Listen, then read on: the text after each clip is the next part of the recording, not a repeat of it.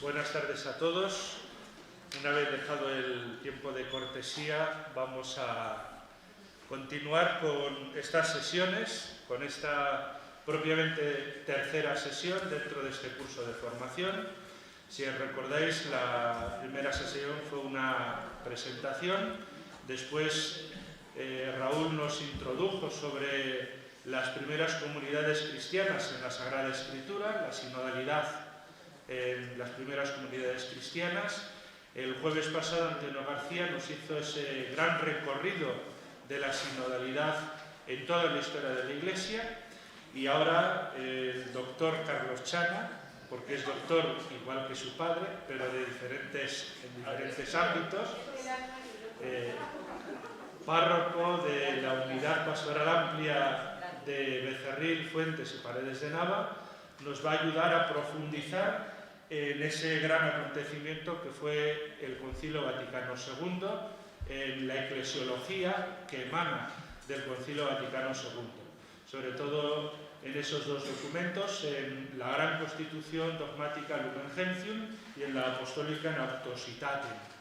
Pablo VI decía en una de las sesiones conciliares que el Concilio Vaticano II era un concilio preeminentemente eclesiológico, y yo creo que pues Carlos nos va a ayudar a profundizar en este gran concilio, en su eclesiología, sobre todo en estos dos documentos que pues muchas veces hablamos mucho de ellos, a veces algunos no han leído, y yo creo que es una oportunidad para que nos ayude a profundizar y después cuando vayamos a casa pues lo volvamos a leer.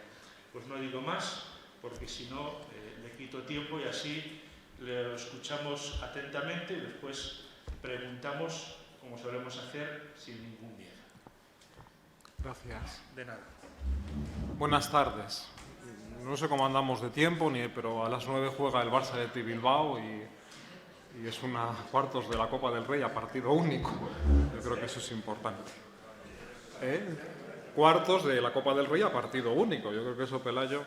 Bueno, gracias, David, por la presentación. Yo voy a hablar un poco de esta cosa que me han dicho. Cuando digo un poco, quiero decir que tampoco es que yo sepa mucho. Hay gente aquí con la que yo he aprendido bastante más de lo que yo soy capaz de decir, entonces lo digo también con cierta vergüenza, ¿vale? Lo situamos desde ahí. Lo que yo diga, bueno, pues es una reflexión, yo he leído los textos y esto es lo que me han dado que pensar y esto es lo que comparto con vosotros, ¿vale? Os he dado, ahí hay un esquema que haré lo que pueda con él y, bueno, pues, lo que no pueda, pues ahí queda. No soy muy capaz de manejar tampoco nuevas tecnologías porque, bueno, pues soy muy torpón, entonces yo hablo, ¿vale? Y si veis que tal, me preguntáis y ya está. Voy a empezar leyendo un texto de un teólogo ortodoxo, Ciciulas se llama, ¿vale? Que escribió un libro, Comunión y Alteridad, que publicó Sígueme. Los ortodoxos tienen una visión de la Iglesia un poco diferente a la católica, ¿no?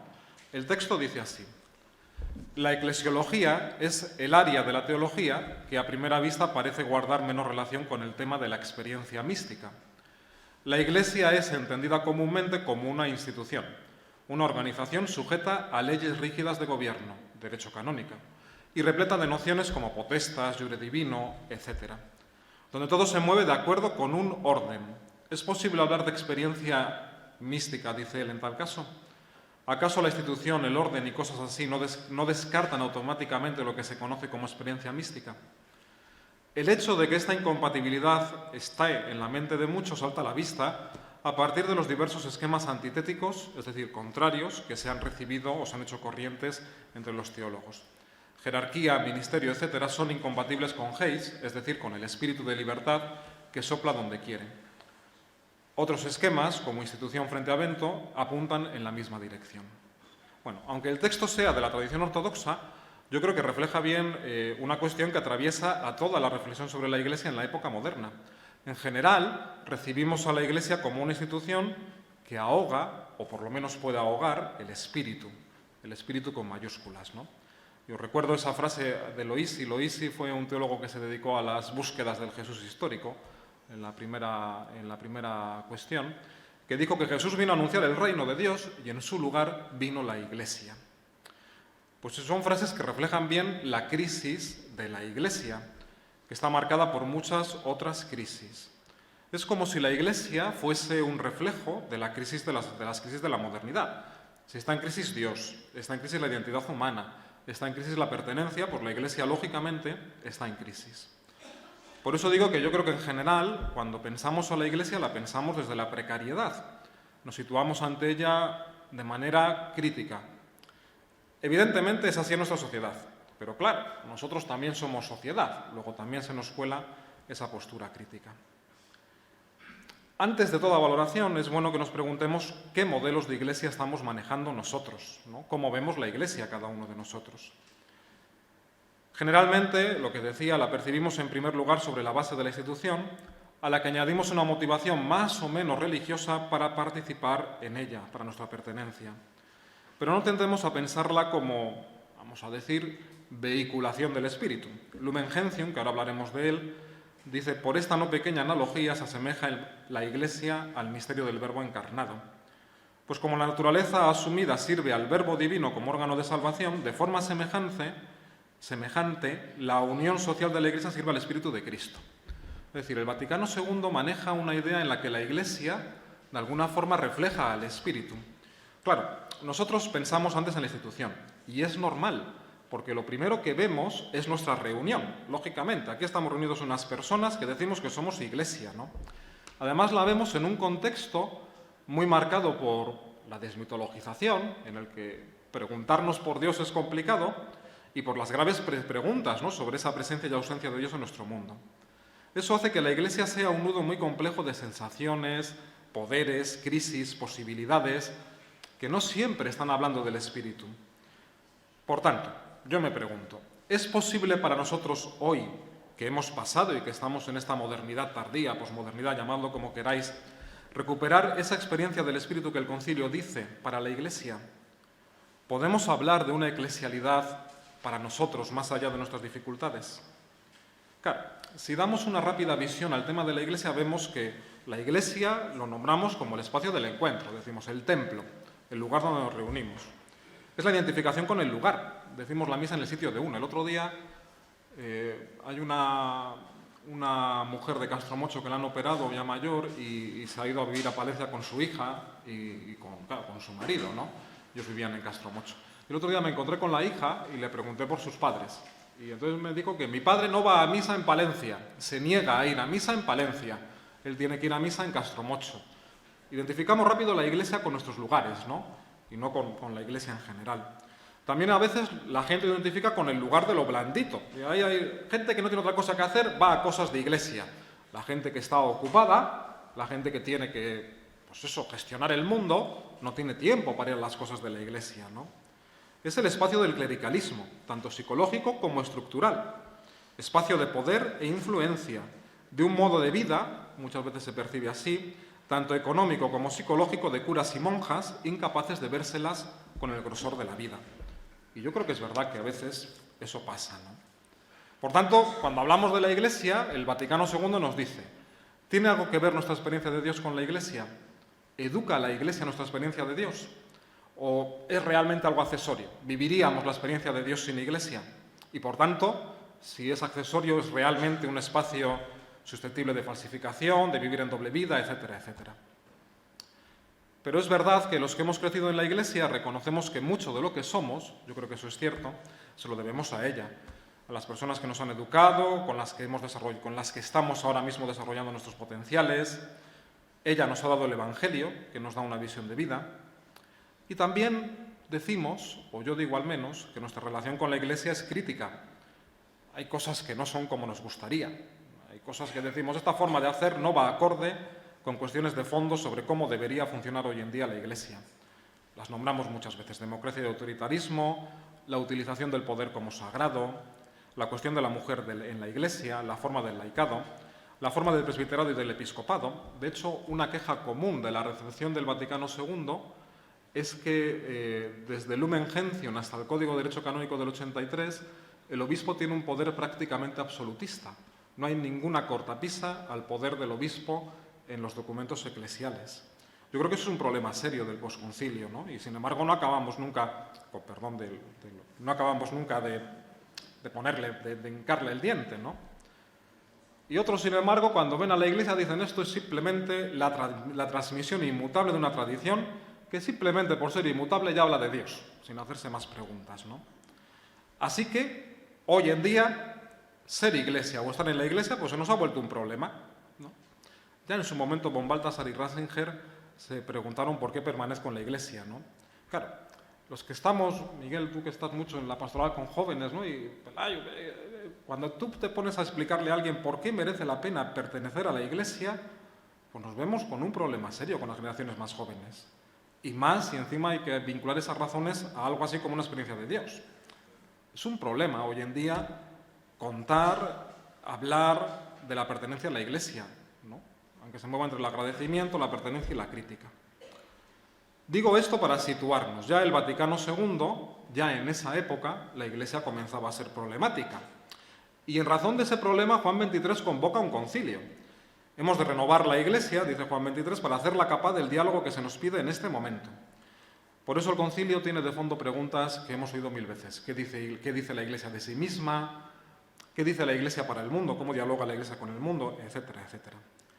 Ya sabemos que el Concilio Vaticano II se prepara sobre la base de grandes movimientos de renovación. El movimiento laical, que fundado sobre todo sobre la acción católica obrera, la JOC y demás, pues estaba eso, ¿no? Renovando un poco la forma jerárquica de la Iglesia, aunque se reconocía en el apostolado seglar simplemente el brazo largo de la jerarquía. Estaba también, eso cambia algo con el Vaticano II, estaba también el movimiento litúrgico, claro. Para la gente ir a misa era una cosa extraña, porque hacerlo en latín no generaba una buena experiencia de Dios. Hubo muchos liturgistas que empezaron a pensar cómo hacer de la liturgia un lugar de oración y de encuentro, ¿no? Empezando por los monjes, Solesmes, etcétera, etcétera. Solesmes, he dicho bien, ¿verdad? Sí.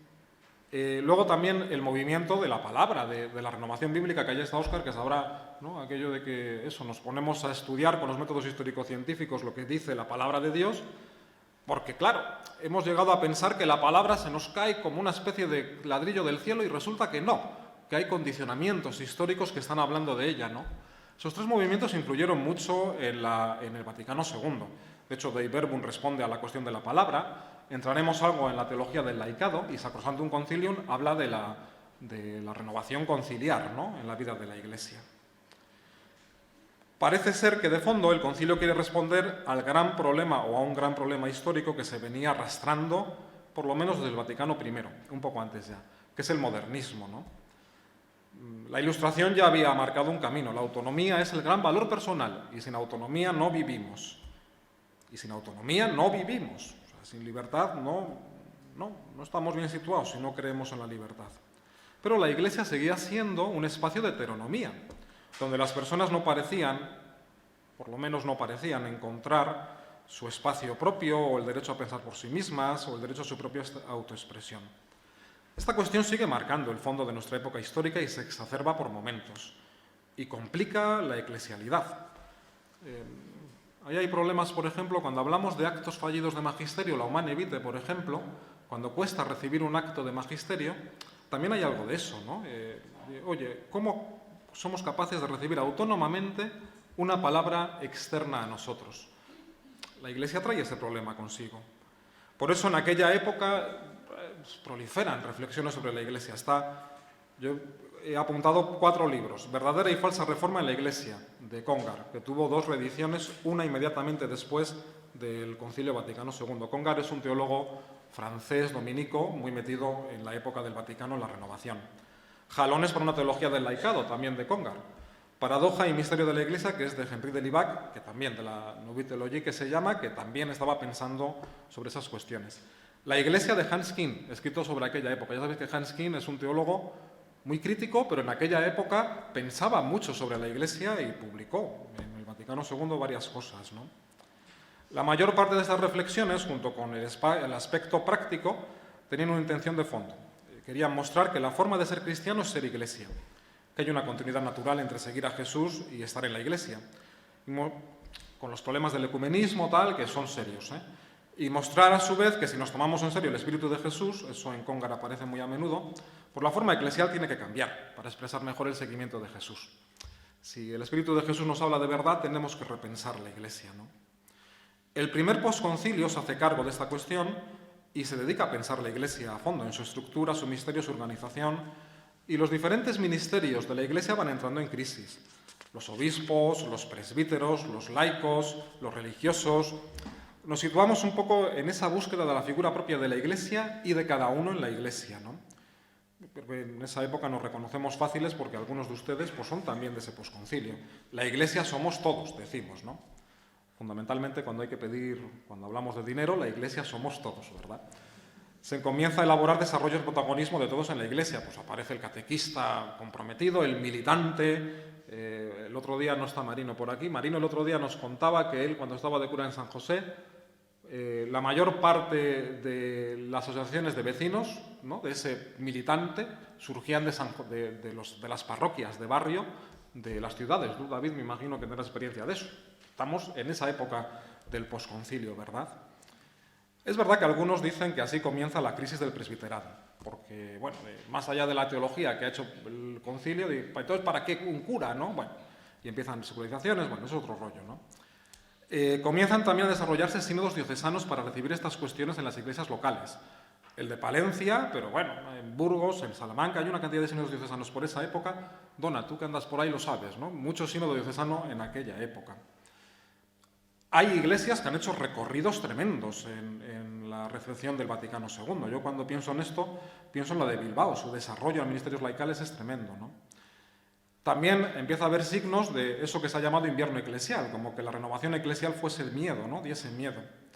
Claro, yo creo que también tiene que ver con que las preguntas iban cambiando y en vez de preguntar por qué permanecemos en la Iglesia, nos preguntamos cómo parecería que todo era una institución a recrearse, ¿no?, más que la expresión del espíritu. Bueno, eso nos sitúa un poco después, a los 25 años, el Sínodo de Obispos dice que el Vaticano II habla de que la Iglesia es un misterio de comunión y de misión, comunión para la misión, expresiones que seguramente hemos oído.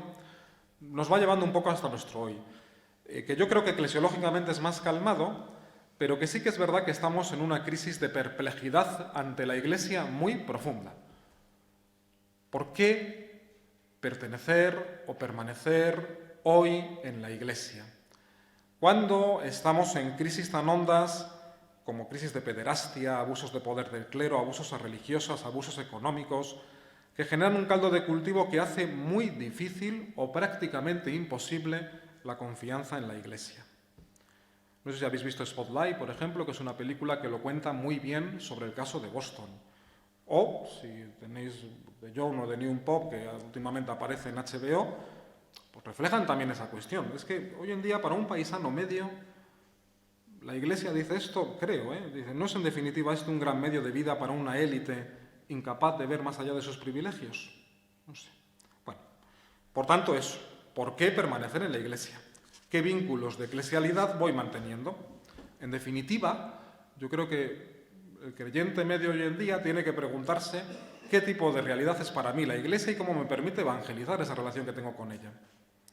Y yo creo que es una pregunta que hemos de hacernos. Porque ¿qué tipo de vivencia de Iglesia, de eclesialidad, es la que se puede mostrar atractiva como para que alguien quiera permanecer en ella, ¿no? Yo creo que esa pregunta es importante. ¿Qué tipo de experiencia de Iglesia puedo mostrar para que alguien quiera permanecer en ella? Desde estas claves os invito a que hagamos esta lectura del concilio, de Lumen Gentium y de Apostolat de AA, que es Apostolica Quasitatem. Eso, muy bien. Voy a hacer pues, un breve recorrido, un primer recorrido en general sobre el concilio. Luego hablaremos sobre Lumen Gentium en dos claves, la Iglesia en general y la teología del laicado. Y luego pues, una lectura a Apostolitam ad Quasitatem, ¿vale? Bueno, ya sabemos de sobra, que el concilio tiene una arquitectura muy particular, que se divide en 4 constituciones y una serie de documentos menores. Las 4 constituciones o documentos mayores son Sacrosanctum Concilium, sobre la liturgia, Dei Verbum, sobre la palabra, Lumen Gentium, sobre la Iglesia, eclesiológicamente hablando, y Gaudium et Spes, en el diálogo de la Iglesia con el mundo, ¿no? Cómo dialoga la Iglesia con el mundo. El primer Sacrosanctum Concilium es la primera constitución, y de hecho se nota que es la primera, ¿no? Aunque hay algunos... El otro día leía a un historiador de la Iglesia inglés, Tanner, que dice que cuando se estaba elaborando el esquema 13, que es el que prepara a Gaudium et Spes, el concilio asume la auténtica figura de sí mismo. Dice que estamos aquí no solamente para hablar de nosotros, sino para dialogar con el mundo, ¿no? Dice que los obispos llegan un poco a esa constatación. Por eso el mismo concilio va evolucionando. O sea, no es lo mismo leer Sacrosanctum Concilium que Lumen Gentium, que Gaudium et Spes. El concilio va evolucionando en sus búsquedas, en sus preguntas, etcétera, etcétera. Los lenguajes y las formas van cambiando con los textos, ¿no? Además, un montón de gente que ha estudiado esto habla de que el concilio tiene una bipolaridad. Dice que hay una mayoría progresista en el concilio de obispos que querían una clara renovación, junto con una minoría de obispos o padres conciliares cercanos a la curia de Roma, que tenían problemas para comprender cómo podía ser la adaptación de la Iglesia a un nuevo lugar. Eso se nota, se nota. Hay mucho texto de consenso en el Vaticano II. El mismo Lumen Gentium tiene textos de consensos. Llama la atención, por ejemplo, en Lumen Gentium, la nota explicativa previa, que si tenéis ocasión, leedla. La nota explicativa previa es una nota que colocan los obispos o los padres conciliares porque algunos padres conciliares tenían miedo o problemas con el tema de la colegialidad que había definido el mismo Lumen Gentium en el capítulo sobre la constitución jerárquica de la Iglesia.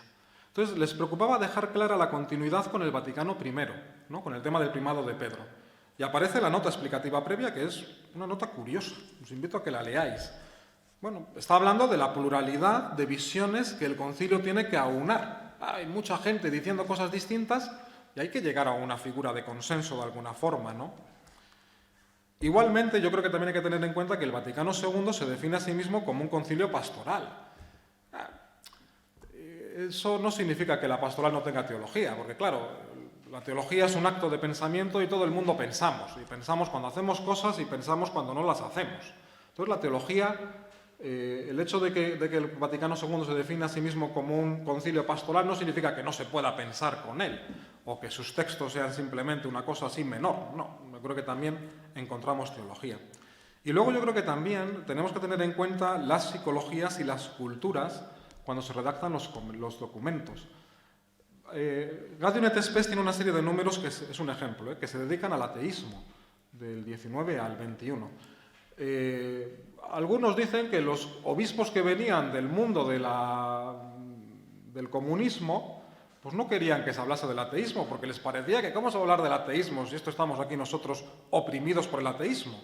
Claro, cada obispo viene de un sitio distinto, con una cultura distinta, entonces todo eso hay que entrelazarlo, ¿no?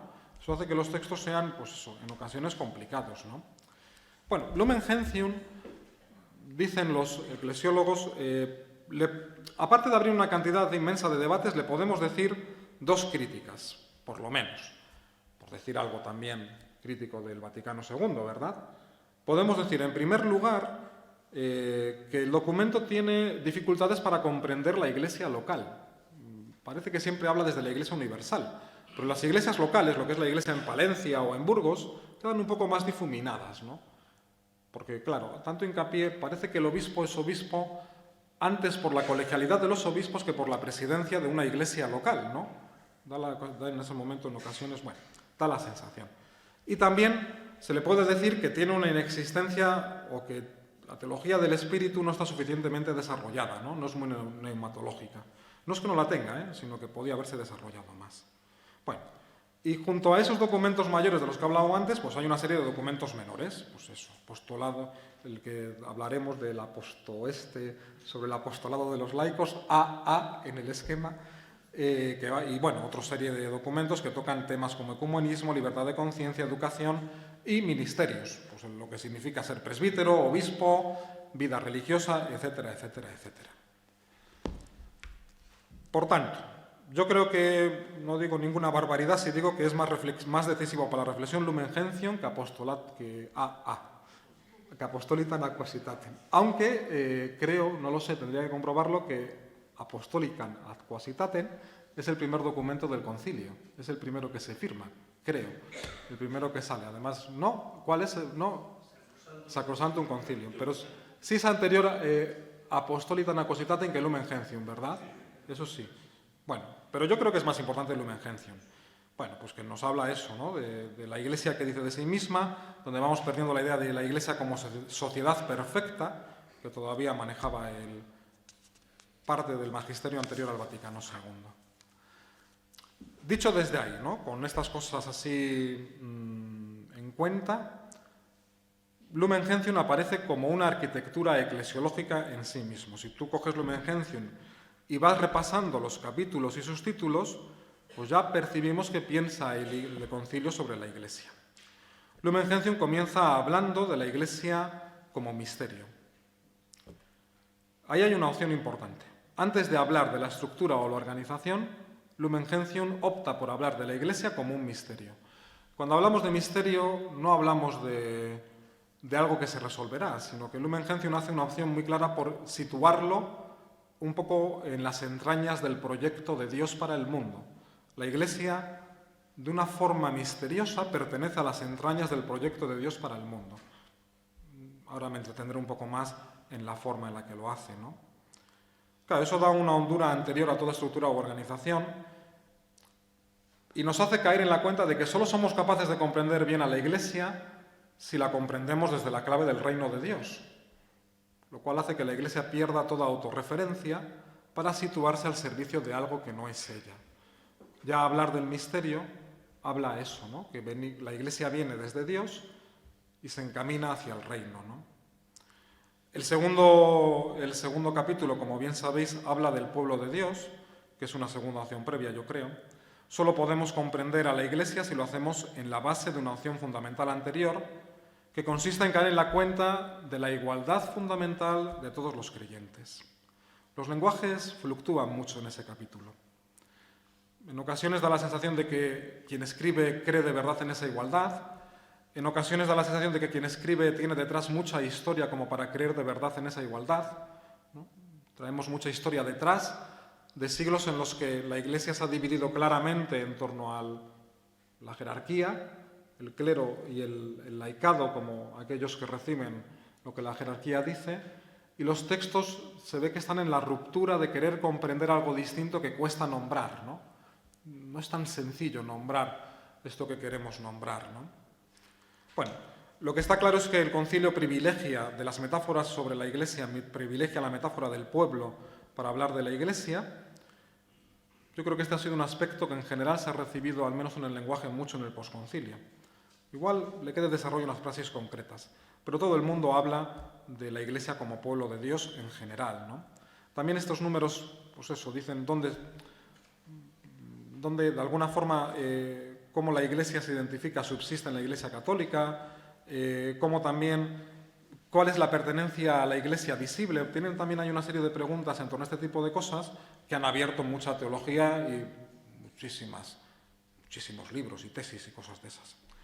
Bueno, con estas dos premisas, el concilio, el Lumen Gentium, empieza a hablar de las personas en la Iglesia. El capítulo 3 habla de la función jerárquica de la Iglesia, fundamentalmente los obispos. Ahí, en ese capítulo, se habla de la colegialidad como la forma normal de la Iglesia, a través de la sucesión apostólica. Ahí es donde también hay debates en torno a si la primacía de la Iglesia universal o la Iglesia local, o sea, ¿qué es más importante? ¿Pertenecer a la Iglesia universal o si pertenecemos a la Iglesia universal a través de la Iglesia local? Claro, yo soy cristiano de la Iglesia universal porque soy cristiano de Palencia, o soy cristiano en Palencia porque soy cristiano de la Iglesia universal. Son debates que, bueno, han estado ahí y tienen que ver mucho con la teología del obispo, porque claro, el obispo es el que preside una iglesia local, ¿no? Aunque ya hemos dicho antes que Lumen Gentium no lo tenga eso tan en cuenta. También este capítulo deja elementos que se han utilizado muchísimo, como los tres múnera, o funciones del sacerdocio, regir, enseñar y santificar, ¿no? Los sacerdotes, la función jerárquica, rige, enseña y celebra los sacramentos. Ya os decía que yo creo que es un capítulo al que le falta algo de teología del espíritu. Cuando uno lo lee tiene la sensación de que la sucesión apostólica es una transmisión de poderes, más que un acontecimiento espiritual. del Espíritu que está haciendo visible en ese momento determinado a la Iglesia local a través de su presidente, ¿no?, del obispo. Y que en ocasiones justifica, cuando alguien encuentra en Lumen Gentium una cierta lectura de poder, yo creo que puede justificarla. Una mente, bueno, pues más crítica o estructuralista, si queréis decirlo, pues no dudaría en decir que el lenguaje que los obispos usan en este capítulo es un lenguaje, con perdón de los obispos, que les justifica a ellos mismos. Soy yo hablando de mí para que quede claro que yo sigo haciendo aquí importante, ¿no? En ocasiones ese capítulo transmite esa sensación, en ocasiones, ¿eh? Bueno, continúa el capítulo 4 hablando del laicado. Como hablaremos más detenidamente de él, pues no le dedico ahora. El capítulo 5 habla de la savia general de toda la Iglesia, la santidad, que entiende como una vocación común que se ejerce de muy diversas formas. Todos estamos llamados a la santidad. El Papa Francisco lo ha recordado hace poco. Solo después el capítulo 6 habla de los religiosos y religiosas, a los que sitúa fuera de la estructura esencial de la Iglesia. Leyendo Lumen Gentium uno diría, la Iglesia son jerarquía, o presbíteros, o orden, sacramento del orden y laicado. Los religiosos y las religiosas son prescindibles, pero esenciales también. Dice, no forman parte de la estructura esencial de la Iglesia, pero es una vocación a la que el Concilio tiene muy en cuenta, porque es una vocación muy honda y que marca el conjunto, ¿no? Nos enseñan también algo para el conjunto. Es curioso eso también. El capítulo 7 habla de la índole escatológica de la Iglesia, todos caminando hacia la consumación del reino. Y finalmente el capítulo 8 habla de la figura de María en la Iglesia y el culto que se le tiene que dar a María, etcétera, etcétera, etcétera. Bueno, ¿qué obtenemos después de este rápido repaso por la arquitectura general de Lumen Gentium? Pues una visión panorámica de la eclesiología conciliar y sus decisiones fundamentales, que yo divido en 3. Una primacía por comprender la Iglesia desde el misterio, es el brocal desde el que emana la eclesialidad. Intentaremos a ver si soy capaz de explicarme en este asunto un poco más adelante. Una voluntad decidida por situar a la Iglesia en el orden fundamental de la igualdad, superando la división laicado-clérigo por una visión más fundamental en torno a la perspectiva creyente. La Iglesia es de creyentes, no de clérigos o de laicos, es de gente que está detrás del seguimiento de Jesús. La Iglesia es bautismal. Ya digo que, ya os comentaba antes, que a veces da la sensación de que el lenguaje no llega a romper todo lo que quisiera romper, ¿eh? Pero está, eso está. Una comprensión de las relaciones dentro de la Iglesia también ofrece el Lumen Gentium, la jerarquía, el laicado y la vida religiosa, y a su vez, ahí hay 2 elementos que yo no he destacado, pero que llaman la atención. Lumen Gentium habla mucho de los sacramentos, hay mucho sacramento hablando ahí, y de la intención misionera. Lumen Gentium también justifica el por qué la Iglesia está llamada a convocar a gente para que se transmita el reino de Dios. Bueno, con esas 3 cuestiones o 4, vamos a hablar brevemente de lo que puede ser la Iglesia bajo el signo del misterio, del pueblo de Dios y de la teología del laicado, ¿vale? ¿Me voy explicando mínimamente? ¿Sí? Vale. Hay que llegar al fútbol, entonces esto hay que... La Iglesia bajo el signo del misterio. De cara a responder qué es eso de la Iglesia en su mayor hondura, el Concilio habla del sacramento. La Iglesia es un haz de relaciones. Algo que referencia a otras realidades que, por referenciar otras realidades, en algún momento tiene que disminuir o desaparecer. Henri de Libac hablaba del misterio de la luna, ¿no? Dice, refleja la luz de Jesús, pero no es la luz, no es la luz. Por tanto, un espacio de encuentro de realidades muy diversas. Por eso la eclesialidad es la vivencia de un encuentro que ha de ser, por definición, bendición. El número 1 de Lumen Gentium dice, la Iglesia es en Cristo como un sacramento o señal e instrumento de la íntima unión con Dios y de la unidad de todo el género humano. Yo creo que hemos de comprender la palabra sacramento de la forma más original que en aquella época empezaba a usarse, tal y como teólogos como Schillebeeckx, en aquel libro de Cristo, Sacramento del Encuentro con Dios, nos han dado a entender. El sacramento original es Cristo mismo, porque Él es, decimos en la tradición de la Iglesia, el lugar de encuentro entre Dios y la humanidad. Schillebeeckx va contando los diversos elementos de la humanidad de Jesús para hacernos caer en la cuenta de que es en la humanidad de Jesús donde nos encontramos con Dios, ¿no? Porque Él trae a Dios mismo. En ese sentido, la Iglesia es sacramento de Cristo, es decir, lugar de encuentro con Cristo de los que le seguimos, ¿no? El sacramento no es, por tanto, una cosa. No es ni pan, ni vino, ni agua, ni aceite. El sacramento es un momento o un espacio de encuentro entre personas. Eso es lo que el número 1 dice. Nos encontramos entre nosotros y entre nosotros con Dios en Jesús. Por eso la Iglesia es un haz de relaciones, ¿no? El misterio dice, por tanto, que la Iglesia es un lugar de encuentro. Y a ello se dedica el resto de ese capítulo. Dice, ¿qué tipo de encuentro es del que estamos hablando? Para ello, el número 2 afirma la voluntad salvífica del Padre desde la creación del mundo. Ya desde la creación del mundo, Dios tenía en proyecto el reino de Dios. Es decir, el lugar donde, o el espacio donde las personas nos encontráramos con Él y con suficiente calidad entre nosotros. Algo que se desvela en Cristo y se actualiza en el Espíritu. El camino de la eclesialidad se inicia afirmando que el Padre tiene un proyecto que surge en la creación, que se deja entrever desde el origen de los tiempos, que el Hijo se encarga de llevar a cabo en la convocatoria al reino de los hermanos, sobre todo de los más pobres, y que el Espíritu actualiza hoy para nosotros. Yo creo que este primer capítulo, la impostación trinitaria, es muy interesante. No podemos hablar de la Iglesia si no hablamos de la Trinidad. Y yo creo que eso, Rahner o Gesell lo han recogido muy bien y lo han pensado, ¿no? Y a su vez lo hace teniendo en cuenta un famoso axioma de Rahner, aquello de que la Trinidad económica es la inmanente. Es decir, que lo que vemos que hace Dios es lo que es Dios para nosotros. Porque el mismo texto va hablando de cómo Jesús caminaba por Galilea, convocando a los hermanos para el trabajo por el reino, ¿no? Dice, convocó a los discípulos para que trabajasen por el reino, para romper, en el lenguaje de Marcelino Legido, para romper las cadenas de los empobrecidos y la última cadena, que es el pecado, para que pudiésemos ser un pueblo reunido en torno a Jesús para servir la mesa común del reino. La Iglesia es el lugar de esas relaciones, del Padre en Jesús por el Espíritu, para la fundación de un nuevo mundo, el reino, recibido en regalo de las manos de Jesús. Somos Iglesia cuando participamos de ese proyecto. Es decir, cuando nuestras relaciones nos hacen entrever que estamos dentro de la voluntad salvífica de Dios Padre, revelada en Jesús y actualizada por el Espíritu. Que, por tanto, somos servidores del reino en el proyecto de Jesús.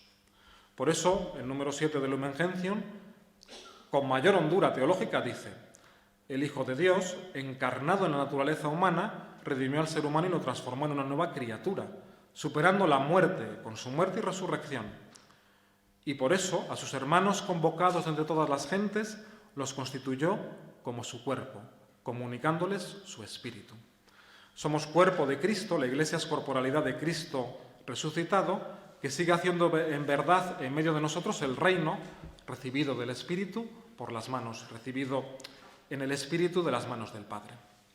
Yo creo que ahí es donde podemos situar la sacramentalidad o la continua alusión que Lumen Gentium hace a los sacramentos. A mí, no sé, igual me hubiera gustado haber encontrado en Lumen Gentium una reflexión más clara sobre la Eucaristía como el lugar en el que todo esto se está desarrollando, ¿no? Bueno, no la he encontrado. Pero no quita que aparezcan, ¿no? Haces o como que se deja ver esto en ocasiones en los sacramentos, ¿no?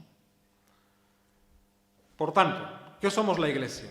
Pues los creyentes que, acogiendo el proyecto de Jesús, es decir, contemplándole, viviéndole, nos lanzamos a hacerle verdad en medio del mundo y de la vida, convocando al reino de Dios, especialmente a los más pobres, ¿no? Este es el misterio último de la Iglesia y este es el que puede reformar a la Iglesia en su máxima potencia. Se comprende ya que esto se vive tanto por laicos como por la jerarquía y que no se vive tanto por laicos como por la jerarquía. Hay veces que estamos en sintonía con ello y hay veces que no estamos en sintonía con ello.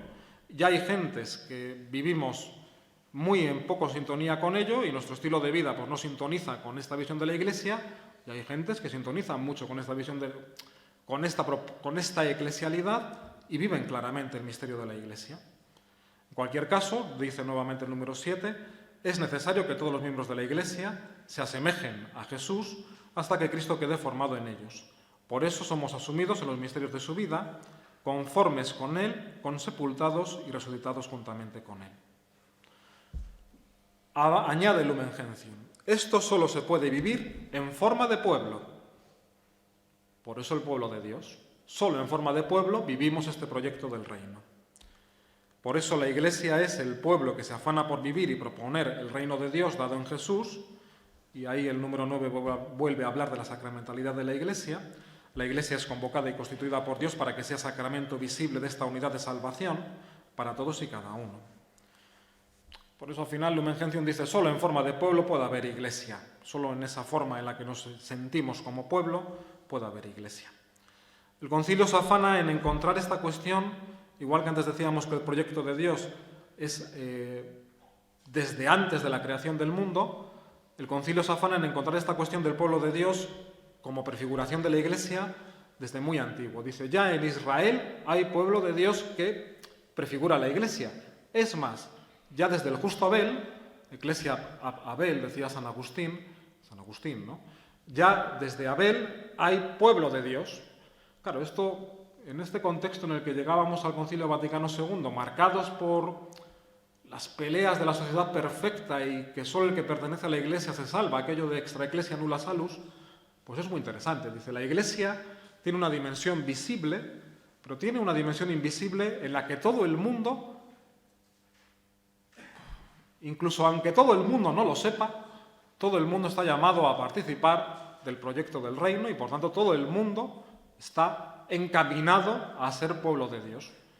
Aunque todo el mundo no lo sepa, porque habrá gente que diga, esta mañana lo discutíamos en clase en Burgos, pues los africanos, cuando hablamos de estas cosas a través de Caudine Tespes, pues dicen, oye, yo donde estoy de cura hay musulmanes, no le voy a decir yo a este musulmán que él es también imagen de Dios. Digo, pues claro, no, lógicamente, porque tampoco te apetece a ti que te digan que tú eres... Pero el concilio dice que ese musulmán también es imagen de Dios. Pues el concilio dice aquí algo parecido.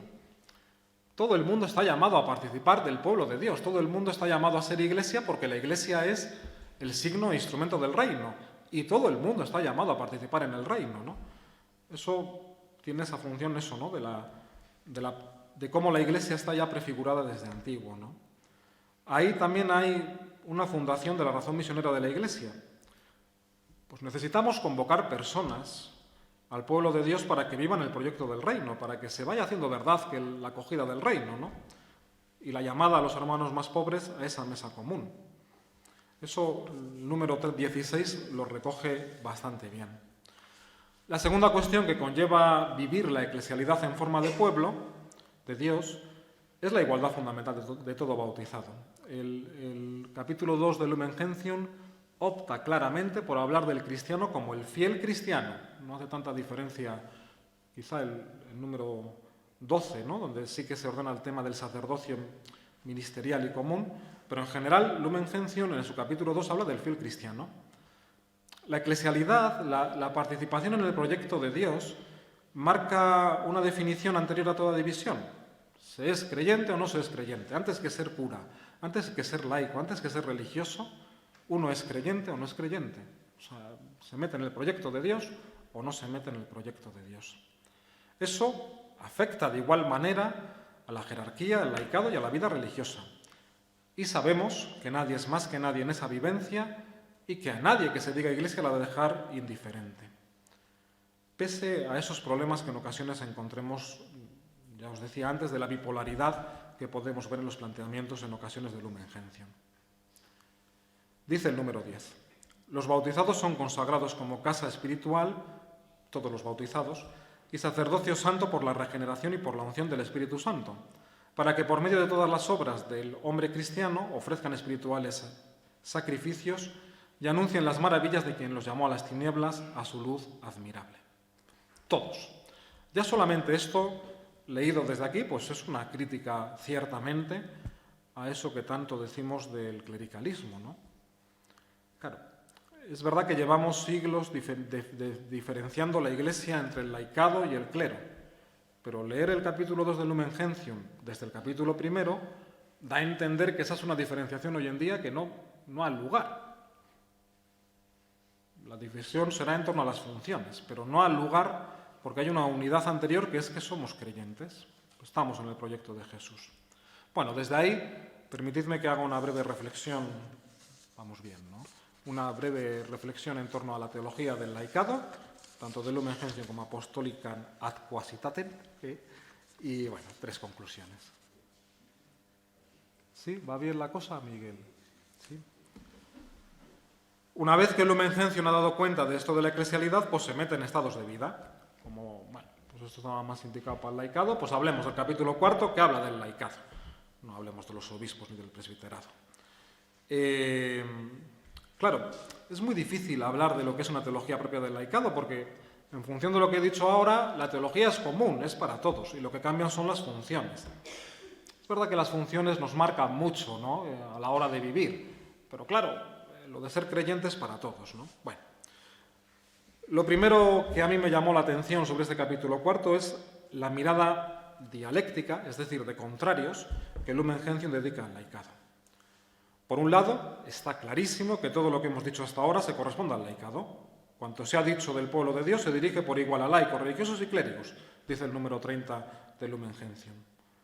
Por tanto, la pregunta se va traduciendo en algo así, con cómo el laicado vive esa eclesialidad, porta el reino, milita por el reino en la común iglesia. Pero por otro lado, el concilio observa que hay ciertas peculiaridades que hoy en día han de ser resaltadas, dice el mismo número. Sin embargo, los laicos, hombres y mujeres, lo dice el concilio, en razón de su condición y misión, les corresponden ciertas particularidades, cuyos fundamentos, por las especiales circunstancias de nuestro tiempo, hay que considerar con mayor amplitud.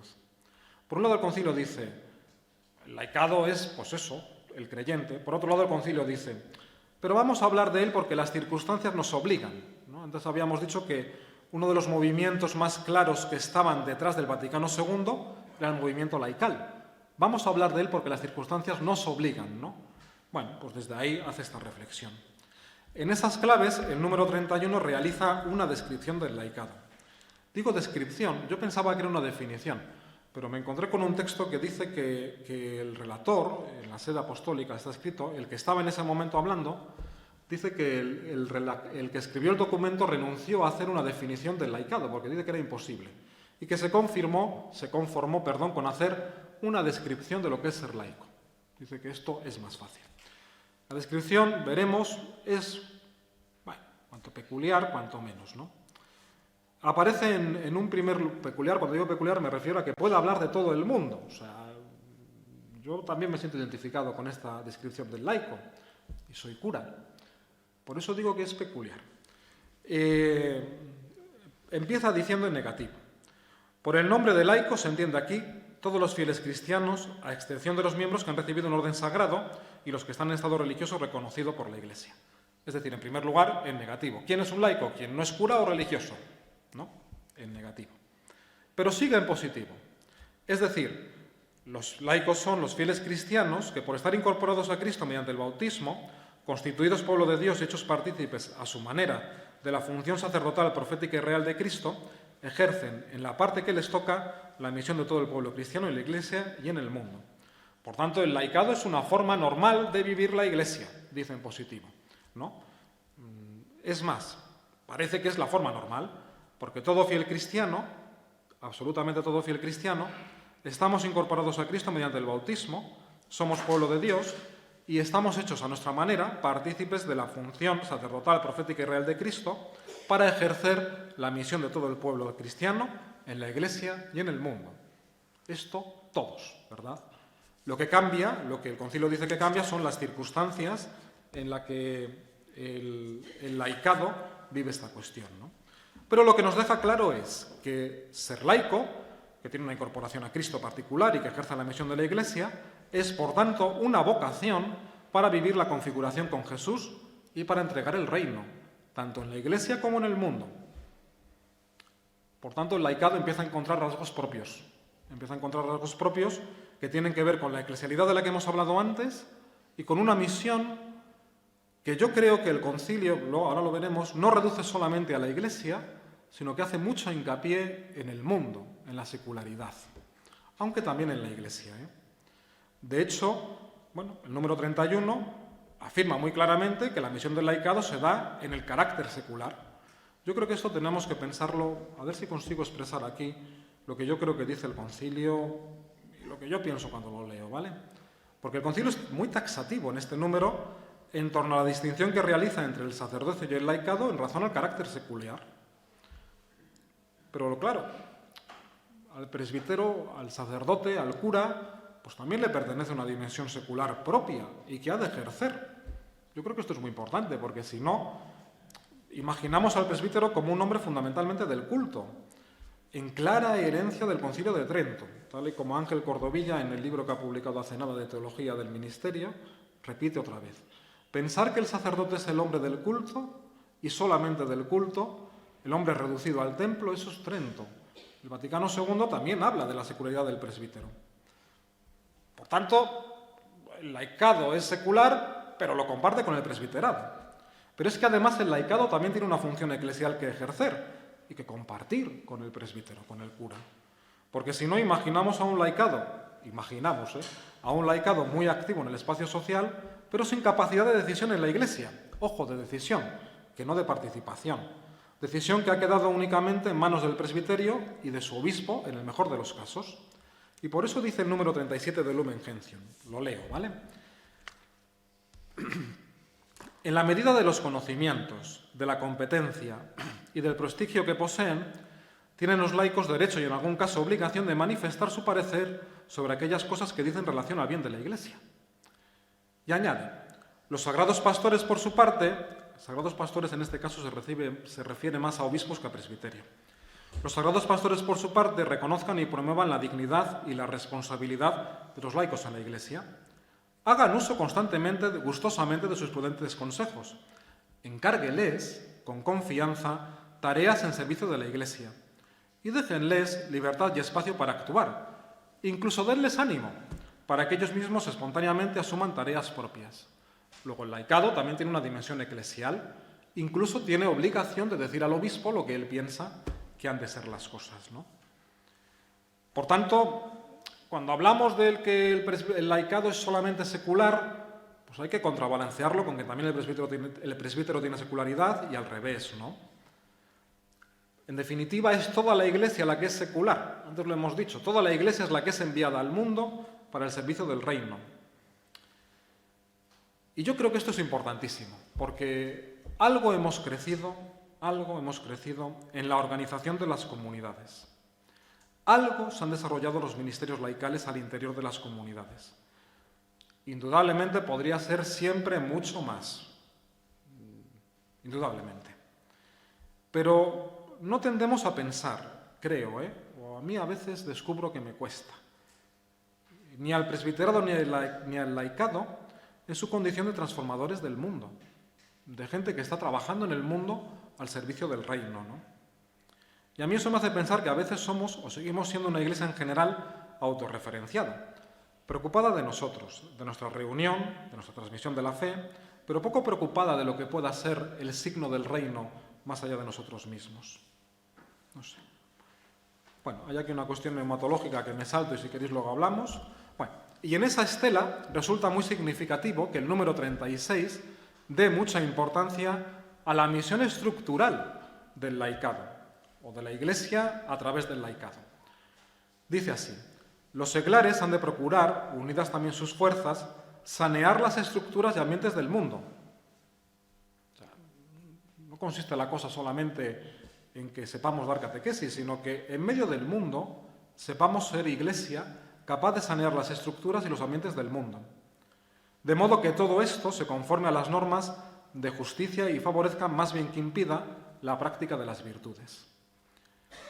Se es creyente, tal y como una de las mejores tradiciones del posconcilio y del preconcilio ha ido afirmando, en el sindicato, como bien sabe Roberto, ¿verdad?, en el partido político, en la asociación de vecinos, en el trabajo.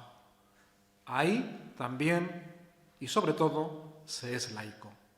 Porque ahí hay reino, es decir, ahí hay llamada a convocar a los pobres a la mesa común, experiencia del Dios de Jesús, regalo carismático del Espíritu, tanto como en la reunión de la Iglesia. Y yo creo que esto no lo podemos olvidar, porque sería traicionar los textos del concilio. Se es creyente, por tanto no es ajena esta cuestión tampoco al presbiterado. También el presbítero es un creyente en medio de las estructuras del mundo. Bueno, en cualquier caso el concilio afirma eso, que las condiciones seculares es donde el laicado se realiza especialmente. Número 33 dice, el apostolado de los laicos es la participación en la misma misión salvífica de la Iglesia, apostolado al cual están llamados todos por el mismo Señor en razón del bautismo y de la confirmación. Los laicos, sin embargo, están llamados a ser presente y operante a la Iglesia en los lugares donde ella no puede ser sal de la tierra, sino a través de ellos. Y fijémonos un segundo, por recalcar eso que he dicho antes, en las trampas del lenguaje. Este número que he leído ahora da a entender que el laico va donde no llega la Iglesia. Pero antes hemos dicho que el laico es Iglesia, porque es pueblo de Dios en igualdad fundamental. Luego, el lenguaje nos traiciona. El lenguaje en ocasiones nos traiciona a todos. No tendría que decirse así. No tendría que decir, los laicos están llamados a ser presente y operante a la Iglesia donde ella no puede ser sal de la tierra. No. El laico, ya de por sí, tal y como hemos dicho antes, es Iglesia. Por tanto, allí donde hay un laico creyente que está comprometido con la eclesialidad, hay Iglesia. No necesita más. No sé si me explico. Bueno, por tanto, del laicado podemos decir, al albor del capítulo 4 del Lumen Gentium, leído con cierta rapidez, que la llamada nutriente es a ser creyente, que el laico es un vocacionado a ser creyente, es decir, a vivir el reino, tal. Que esa llamada se narra, eso, ¿no?, en la forma de vivir el proyecto del Padre congregado en torno al Hijo a través del Espíritu. Que esa opción se concreta en funciones de misión, de tarea, en la secularidad y en la Iglesia. No sé si... creo que luego lo digo también, pero Lumen Gentium también afirma que, claro, que puede haber laicos que tengan un mandato especial del obispo, es decir, que el obispo puede nombrar a un laico pues, delegado de tal o de cual, porque también eso pertenece al laicado, ¿no? Esta última, como digo, puede llevar la forma de mandato específico. Pero claro, eso último no hace que el laico sea un trabajador y ya está, que a veces es lo que nos pasa a los curas, ¿no? Si el laicado entra en las deformaciones que antes denunciábamos para el presbítero, pues al final no hemos hecho mucho, ¿no? Un laico o laica con nombramiento de responsabilidad en la Iglesia sigue siendo, en primer lugar, un o una creyente, no lo olvidemos, como el presbítero ha de ser, en primer lugar, un creyente. Bueno, con este esquema general del laicado, pues una breve visión a Apostolicam ad quasitatem. Ya hemos dicho, yo pensaba que no, pero bueno, que fue uno de los primeros, vamos a dejarlo, Eduardo, en que fue uno de los primeros documentos que se firmó en el concilio, ¿no? Uno de los primeros. Eso sí, me lo aceptas, ¿no? Que Apostolicam ad quasitatem fue uno de los primeros documentos del Concilio Vaticano II. ¿No, Eduardo? Sí, vale. También es verdad que el cardenal Suenens, que era el primado de Belga, ¿verdad? Estuvo de Bélgica. Estuvo muy presente en la redacción y yo creo que por eso tiene mucha importancia la Acción Católica, porque estaba en esa iglesia de Centro Europa en la que la Acción Católica pues, se desarrollaba, ¿no? Estaba desarrollándose con mucha fuerza. Apostolicam ad quasitatem da mucha importancia a la Acción Católica. Una importancia que posiblemente vista con el tiempo tenga un punto de desmedido, tal y como ha ido evolucionando la cosa. Pero bueno, sitúa a la Acción Católica en esta cuestión, ¿no? Yo creo que el texto no añade nada específico a lo que teológicamente ya se ha ido afirmando. Se mueve en ese mapa general de un laicado como creyente, que participa en la común misión de la Iglesia, dice el número 2, en función de los sacramentos del bautismo y de la confirmación, dice el número 3, añade de una forma yo creo que bella la pluralidad de dones que el Espíritu da a su Iglesia para esta misión, hace referencia al texto de Corintios, ¿no? El Espíritu que libremente da dones y carismas para que las personas ejerzan una tarea para el servicio común. Habla en el número 4 de la espiritualidad del laicado, basada en la búsqueda de la comunión con el Señor, en la participación de la liturgia y un punto muy importante de la necesidad de que esta espiritualidad se dé en la propia vida. Se invita a que el laicado viva la espiritualidad en vez de que hable de ella, como a veces nos pasa a todos. Y una vez realizada la justificación teológica, el capítulo 2 incide nuevamente en el orden secular de la acción del laicado. Quizá con más claridad que el Lumen Gentium. Dice así el número 7. Todo lo que constituye el orden temporal, a saber, los bienes de la vida y de la familia, la cultura, la economía, las artes y profesiones, las instituciones de la comunidad política, las relaciones internacionales y otras cosas semejantes, y su evolución y progreso, no solamente son subsidios para el fin último del ser humano, sino que tienen un valor propio, que Dios les ha dado, considerados en sí mismos o como partes de todo el orden temporal. Por tanto, toda acción que se haga en estos órdenes desde la visión del reino de Dios es una acción eclesial. La política, la cultura, la vida familiar es lugar del reino y lugar específico del laicado. Se reafirma así esa opción que ya habíamos visto en Lumen Gentium. De ahí el capítulo 3 avanza a los lugares donde se realiza el apostolado laical. Junto con la parroquia y la diócesis, en el número 9, Apostolicae Cositatem da mucha importancia al apostolado seglar realizado en el orden social y político, incidiendo que en esos espacios se necesita una coherencia de la vida con la fe por la que se convierten los laicos en luz del mundo. Es decir, dice, aquel laicado que esté especialmente invitado y se sienta enviado al orden secular, que tenga mucho cuidado con la coherencia de la vida con la fe para ser testimonio, ¿no? Eso es lo que dice el número 13. El capítulo 4 se centra en las formas del apostolado, distinguiendo entre el individual y el asociado. Y el número 19 ofrece unos criterios para valorar ese apostolado asociado, ¿no? Dice, así, en la gran variedad, unas asociaciones se proponen el fin apostólico de la Iglesia. Otras buscan de modo específico los bienes de la evangelización y la santificación. Otros persiguen la inspiración cristiana del orden temporal. Otros dan testimonio de Cristo especialmente por las obras de caridad y de misericordia. Por eso nos recuerda que las asociaciones no son un fin en sí mismas, sino que se sitúan en orden a realizar la misión de toda la Iglesia. Y llega así al número 20, donde se privilegia a la acción católica por ser una cooperación de los seglares en el apostolado jerárquico. Esto lo dice el texto tal cual, cooperación de los seglares en el apostolado jerárquico. Recordad que habíamos dicho que el concilio se prepara con el movimiento laical en el que la acción católica se consideraba el brazo largo de la jerarquía, ¿no? Claro, esto luego pues entra en la crisis del posconcilio, de la acción católica. David, tú de eso sabrás mucho. Esa crisis que fue tan dura y que... Pero se fragua también en estos textos, ¿no? Sobre todo en la cuarta nota. Anda, que la cuarta nota no nos ha entretenido, Bueno, en la mente del redactor hay una especie de intuición fundamental. La acción católica es el apostolado asociado que asume el fin de toda la Iglesia. Eso es lo que viene a decir. El fin de toda la Iglesia, el fin apostólico de toda la Iglesia, queda asumido por la acción católica. En ese sentido, es la Iglesia misma la que es acción católica. Y por eso dice la jerarquía de valorar específicamente a la acción católica. Ahí están las 4 notas, tal. Bueno, yo entiendo que esto se podría discutir hoy muchísimo. Yo digo lo que dice el texto. El número de 22 finalmente vuelve a reflexionar sobre los laicos con un mandato especial. Se tratan estos de equilibrios específicos y muy complejos, ¿no? Porque es verdad que la historia del posconcilio ha hecho evolucionar estos textos y realidades. Pero el concilio percibe claramente que hay asociaciones laicales que asumen el todo de la Iglesia y que en ese sentido son como obligadas para la Iglesia, para el ministerio apostólico, dice la cuarta nota. Otras simplemente asumen partes de la Iglesia y por tanto no acarrean tanta obligación.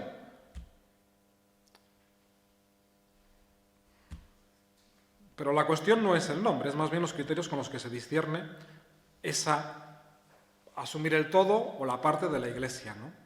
Y en ese discernimiento el concilio va dejando un criterio claro: la secularidad y la implicación laical. Dice, una asociación asume el todo de la Iglesia cuando tiene en cuenta el mandato al mundo y la implicación laical, ¿no? El capítulo 5 entra de forma general en algunas reflexiones sobre la relación del apostolado con la jerarquía, en clave de promoción de este apostolado, provisión de sacerdotes, dice el texto, idóneos y bien preparados para ayudar a las formas especiales del apostolado de los laicos. El número 26 ya barrunta lo que son los consejos pastorales y demás. Dice, en las diócesis, en cuanto sea posible, deben existir consejos que ayuden a la obra apostólica de la Iglesia, ya en el campo de la evangelización, de la santificación o en el campo caritativo y social. Estos consejos, si es posible, han de establecerse también en el ámbito parroquial e interparroquial. Bueno, el capítulo 6 habla de la formación para el apostolado, es decir, el laicado ha de formarse, una formación cuidada y esmerada para lograr su misión y vocación. El número 29 habla de las dimensiones de esta formación, que no es solamente teológica, sino que empieza siendo cultural, y propone en su forma de hacerse el método de la revisión de vida. Leo literalmente. Aprendan poco a poco y con prudencia, desde el principio de su formación, a ver, juzgar y hacer todas las cosas a la luz de la fe, a formarse y perfeccionarse a sí mismos con los otros mediante la acción y a entrar así en el servicio activo de la Iglesia. El concilio privilegia el método de la revisión de vida. Luego lo que hayamos hecho con ello pues pertenece al posconcilio, pero el concilio dice eso. Vemos, por tanto, que Apostolica Anaquasitatem es un documento en general con una intención más práctica para ordenar el conjunto del apostolado seglar. Por eso requiere que se lea desde la savia que Lumen Gentium nos ofrece, ¿verdad? Mucho de lo que se dice, como casi todo lo que entra en el orden práctico, pues se refiere a un momento concreto, y es cierto que pasado ese momento, por la misma intención puede incluso pervertirse, ¿verdad? Bueno, eso no quita para que el documento quiera concretar la eclesialidad del laicado, hacer hincapié en la misión del laicado en el mundo como iglesia, etcétera, etcétera, ¿no? Vale. 3 conclusiones, ¿de acuerdo? Sí, 3 conclusiones. Como tesis de fondo de lo que yo he querido ir diciendo cuando leía, o lo que yo creo que dice el Vaticano II. La eclesialidad da forma y fondo, como primera conclusión, a la Iglesia. Y esta eclesialidad es una llamada a vivir la opción por el reino. Por tanto, nos cuesta mucho verlo, no sabemos proponerlo, pero hemos de vincular a la Iglesia a la experiencia del Espíritu.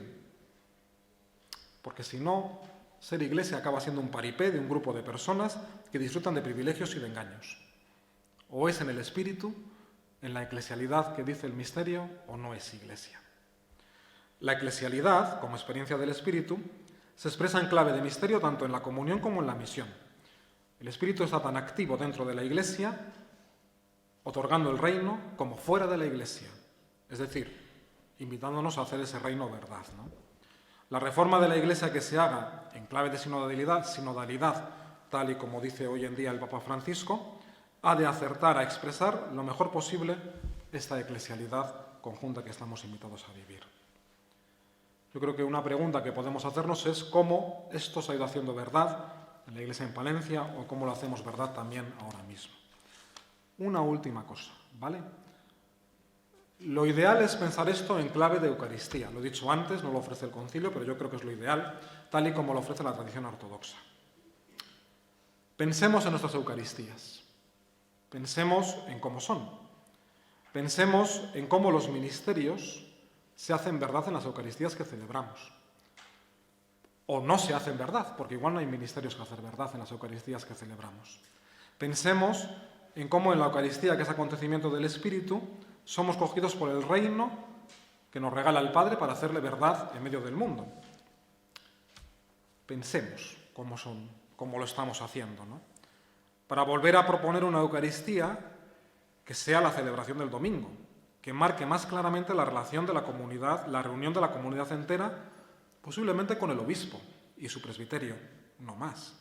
Que rompa el límite geográfico, que acoja a los ministerios en toda su función, que simbolice todo lo que por el reino estamos haciendo, etcétera, etcétera.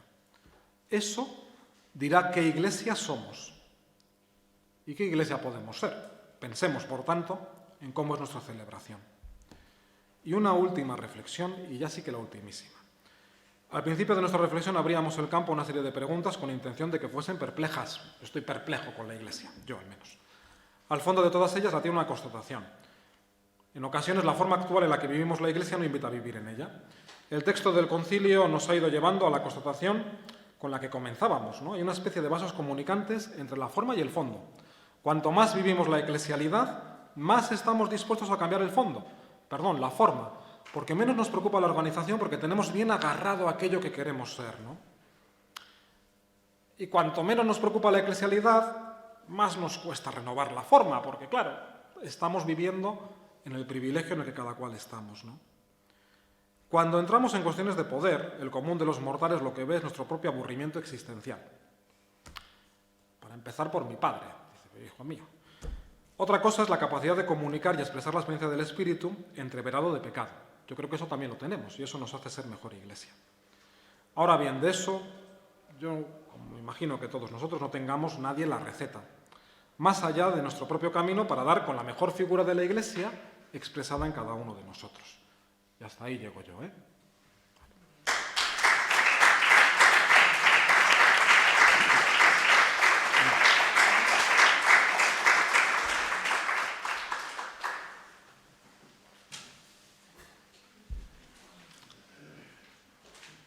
¿Y qué? ¿Ahora recibimos preguntas? Exactamente. O hablamos. Pues ahora, libremente, preguntas, aclaraciones que os pueda hacer Carlos. O Eduardo.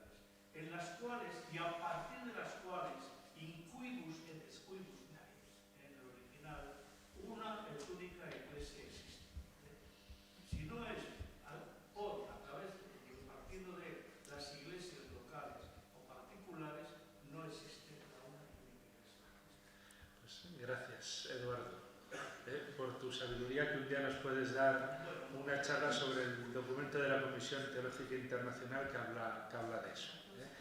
Yo creo, por echar un capote a Carlos, yo creo que lo que él ha querido expresar con los primeros documentos y con los que vienen después de Lumen Gentium es la influencia que pueda tener Lumen Gentium en los documentos posteriores.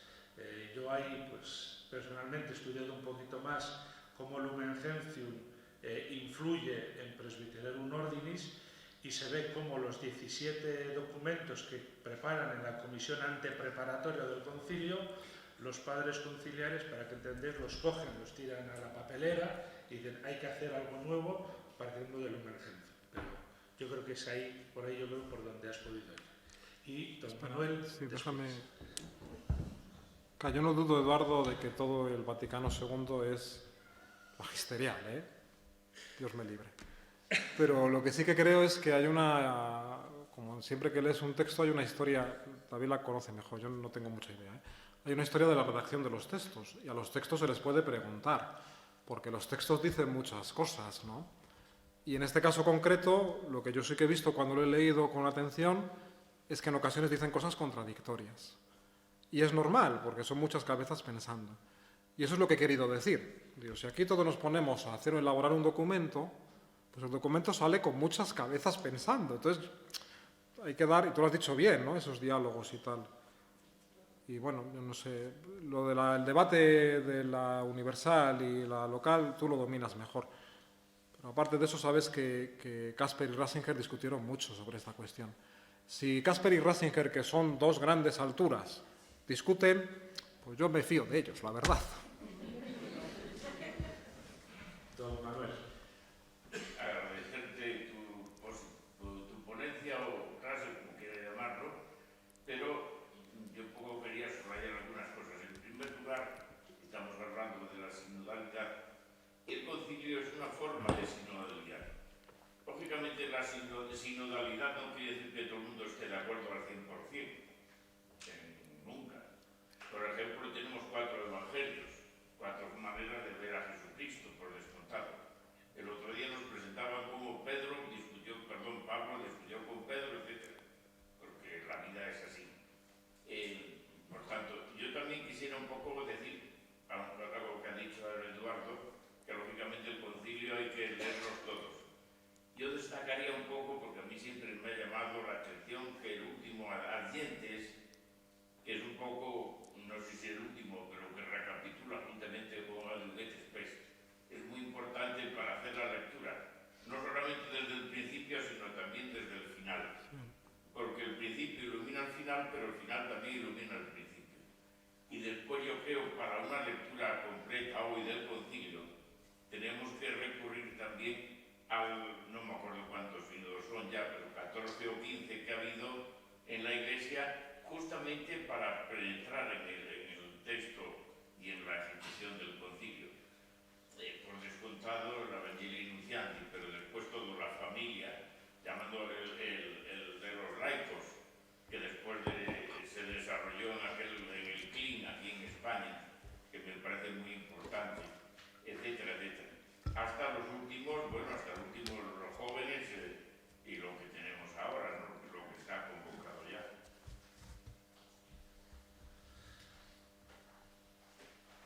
Carlos, yo te agradezco tu exposición porque me va a hacer pensar para dar argumentos con muchas de las cosas que me has dicho. ¿Con muchas? Pero las ideas que has dicho. Pero como no me va a dar tiempo, pues me voy a limitar a 2, o a lo mejor a 3. Dices, bueno, preguntabas al principio, ¿tú qué iglesia ves? ¿Tú a qué iglesia perteneces? Yo, como todo el mundo, veo una iglesia con muchos defectos, pero por encima de eso veo que es la iglesia de Jesucristo, aunque tenga muchos defectos. Y si yo le hablo a alguien de la iglesia, no le hablo de los defectos que ya los vemos, pero vas a encontrar a Cristo, vas a encontrar a ese espíritu del que hablas tú, y vas a encontrar unos sacramentos que te van a llenar de Dios. Eso, importante. 2. Esa contradicciones que tú ves entre que el laico forma parte de la Iglesia, pero luego parece que no, yo creo que no es una contradicción. O sea, el laico es una persona bautizada, creyente, que busca la santidad en medio del mundo, a través de su trabajo, a través de sus circunstancias personales, de su familia, de su deporte, de estar aquí. Entonces, ese laico es un miembro de la Iglesia, como todo, o sea, es un bautizado, o sea, es miembro de la Iglesia. Y si el obispo le ha encomendado, pues aceptará o no aceptará, y por lo demás, pues todo lo que hace es intenta responder a esa llamada a la santidad. Y luego, la tercera cosa, esta no tiene más trascendencia, pero has comentado que en la elaboración de algunos de los documentos había consenso. Bueno, yo me pregunto, vamos a ver, si hay un obispo mexicano, hay un obispo norteamericano, hay un obispo africano de Kenia, hay un obispo de la China, que ha venido el pobre casi y que no le dejaban venir, aunque no le dejaban entrar, un obispo de Tailandia. Es que tiene que haber, porque decía la madre, es que tienen que hablar y llegar a un consenso es mucho. Sería más llegar a un acuerdo, pero eso a lo mejor es imposible. Pero se puede consensuar y se pueden poner de acuerdo, y yo diría gracias a Dios y gracias al Espíritu Santo, porque menuda empanada el concilio.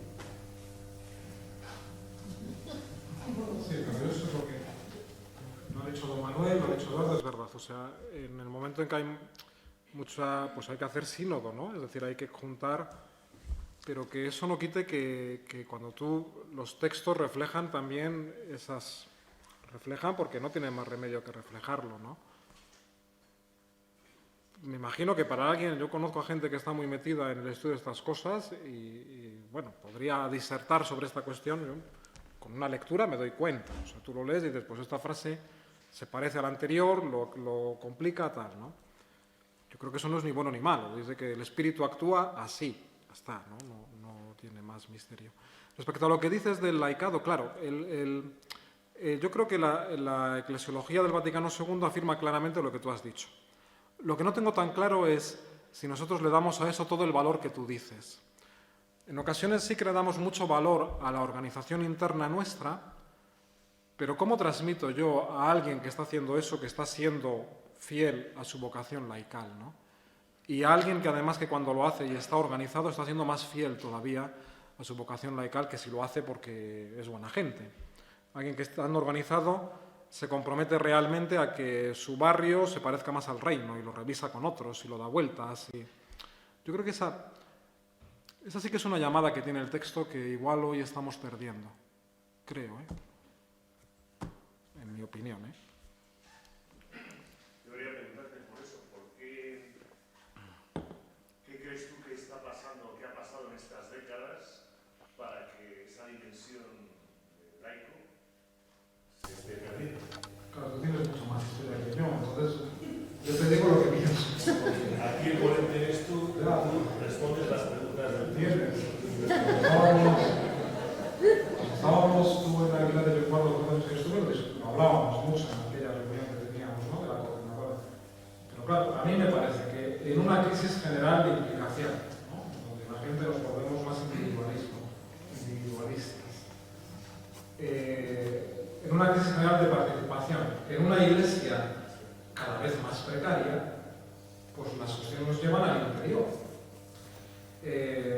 Cuando digo nos llevan al interior, lo digo en el también buen sentido de la palabra, ¿no? Por ejemplo, decimos, esto es una opinión muy personal, faltan curas. Y como faltan curas, tenemos que reorganizarnos para que el laicado asuma su protagonismo tal. El laicado asume su protagonismo aunque no falten curas. Llama la atención que sea en este momento, porque eso mismo nos puede llevar a imaginar un laicado cumpliendo las funciones actuales del cura, que también pueden ser otras las funciones actuales del cura, claro, que damos por hecho las funciones del cura y podrían ser otras, ¿no? Las que en este momento son en estas circunstancias geográficas, ¿no? Entonces yo creo que entre esa crisis social y esa crisis eclesial nos vamos como... Yo noto en lo que a mí me toca acompañar de estas claves. El otro día, por ejemplo, en el grupo que yo acompaño, hablando de la participación, porque es el tema que nos toca, hicimos una lista de asociaciones en las que participamos. Yo creo que eran 12. Oye, que 8 eran de iglesia.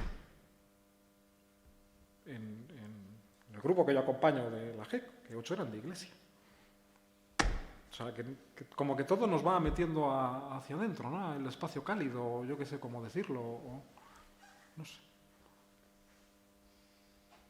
Creo, no sé si estoy pensando en voz alta.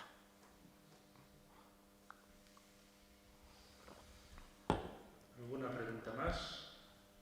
Pues entonces, muchas gracias a todos por venir y nos vemos el próximo jueves, donde Donaciano nos ayudará a profundizar en la sinodalidad en nuestra diócesis, en nuestra iglesia.